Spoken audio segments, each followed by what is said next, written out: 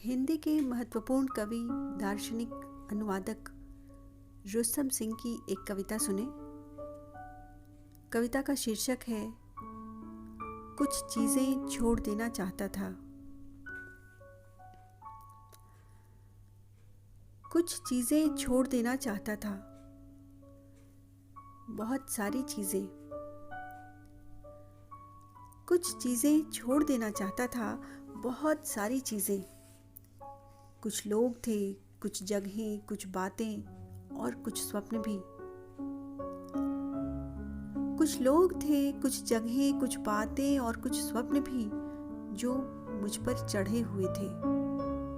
मैं उनके बोझ के नीचे दबा था।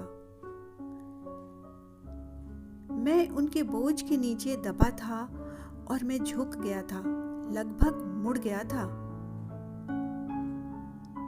मैं जमीन पर ताकते हुए चलता था। मैं जमीन पर ताकते हुए चलता था और मैं सिर उठाने से भी डरता था या फिर शर्म आती थी मुझे।